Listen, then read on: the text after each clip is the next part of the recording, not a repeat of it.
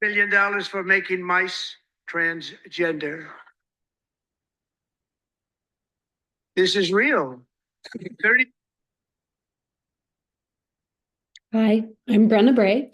I'm a PhD researcher. I have my PhD in biomedical science and neuroscience.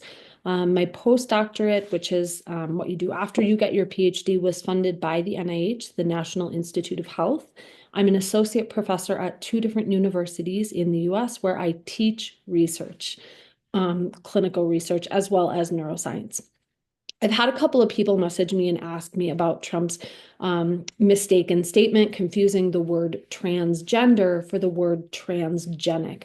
So I wanted to just offer a little bit of information about what transgenic mice are and dispel that myth, because it is not true that the National Institute of Health or the US has invested $8 million in transgender mice. That's not true. The US has invested $8 million in one transgenic grant. So I'll explain the difference. And to do this, I'm just going to kind of go to the source. So I'm going to do a screen share here. Please bear in mind, I'm not a social media content maker, so this is going to be a little bit clunky. Please bear with. So this is PubMed. PubMed is a source that is housed by the National Library of Medicine. For us researchers, this is where we go to see what has been researched. It has peer-reviewed scientific publications on it. As you can see here, there are over 300,000 publications about transgenic mice. So what does transgenic mean? So transgenic mice are rodents whose DNA or whose genes have been manipulated. This is a tool that we use in preclinical research to help better understand genes and their downstream impacts or functions. So, for example, if we're interested in exploring the BRCA gene, which we now know is associated with breast cancer, well, the way that we know that that gene is associated in breast cancer is that it was added in, the BRCA gene was added into the genome or DNA of a mouse, a lot of mice, and then we saw that those mice developed breast cancer. So a transgenic mouse model is a mouse model in which the mouse's DNA or genes have been either added to or deleted or manipulated in some other way. And again, in research, we do this to understand the role of specific genes in usually different health disorders or diseases. So if I do a different screen share here, I'll show you, let's see where it is. Yeah, here we go. This is Wang et al.'s study conducted in 2000, where they used a transgenic mouse model to identify the BRCA1 gene in an in vitro cell model. So this is actually how we identified that the BRCA gene is associated with breast cancer, was using a transgenic mouse model by adding the BRCA gene into mouse genome and then identifying that induces breast cancer tumors. So the other way that I wanted to then I'm going to switch back screen share here. There's another site that I think can be very helpful, especially in this context, and that's NIH Reporter. Now, NIH Reporter, as you can see right here, I've got it up on my screen. This is a website that's housed by the NIH where they report every single research grant that has received or is receiving funding, both past and present. So you can go on and you can do a search for any area of research that you're curious about. So if we type in transgenic, we get this very long list, and you can see right here 168,554 research projects have been funded or are being funded by the NIH that involve transgenic mice models. So quite a bit.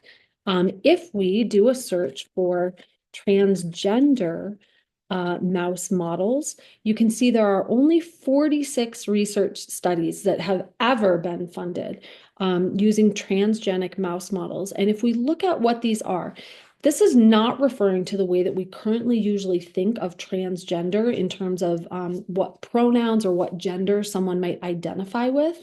These studies that have been funded are using sex hormones like testosterone, estrogen, or progesterone. They're administering them to mice to test the impacts of sex hormones on diseases or disorders.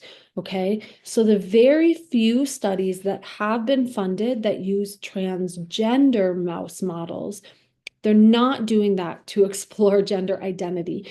What they're really doing is they're administering sex hormones to test the effects of sex hormones on different disorders and diseases, usually to identify whether steroid hormones might be able to be targeted to develop treatments. Okay, so these are really all mouse models. They're used mostly to study either what's going on in the brain or the body, and that's usually so that we can develop treatments for human diseases.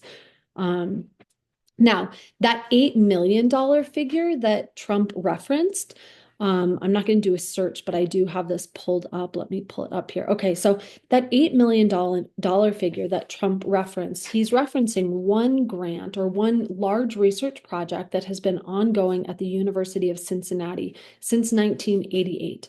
This research project is not unique. There are many universities that do studies like this. I think he just happened to pull out this one. So again, we're on NIH Reporter here. I typed in the grant number, and you can see the grant has been refunded. So this is the name of the study. It's environmental genetics.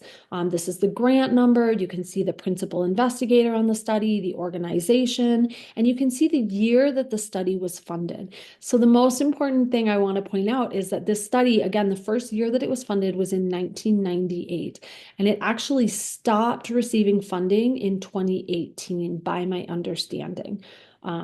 Yeah, if we scroll down, we're not seeing anything after 2018. Here's 2020, but that's a different study. Okay. So the study was funded from 1998 to 2018. And in that period of time, it received around $1 million to sometimes $1.5 million of funding per year. So in the 10 years that this study, 20 years that this study was going, over that period of time, it received $8 million. And again, that is a transgenic research study, not a transgender research study. Now, this study in particular, I'll just add, is focusing on environmental genetics. So what that really means is that's a term that in research we call epigenetics. We have a lot of data showing that a lot of environmental factors can damage the genome. So sunlight is one, right? We know that we can get skin cancer from sun exposure, and that's because sun rays can damage the genome, mostly because of the pollution that they go through in the air. We also have a lot of studies showing that food additives, a lot of additives that are added into foods, colors, dyes, things like this that are banned in Europe but are not yet banned in the US, they also can alter the genome.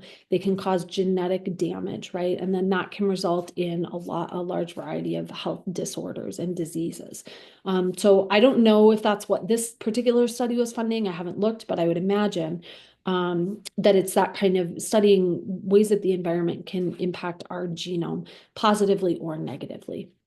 Epigenetics is a little bit different, but I'll save that for another video since it's maybe not so relevant here. So I hope that was helpful. Again, it is not true that the US has spent $8 million in funding transgender mouse research. The US has spent well over $8 million in transgenic mouse research, and most of that research is used to develop treatments for health conditions. So if you or anyone you know has a chronic health condition and you use the Western medical system, if you've ever taken a prescribed medication, most likely that treatment was developed in a transgenic mouse model. I hope that's helpful. Thank you so much.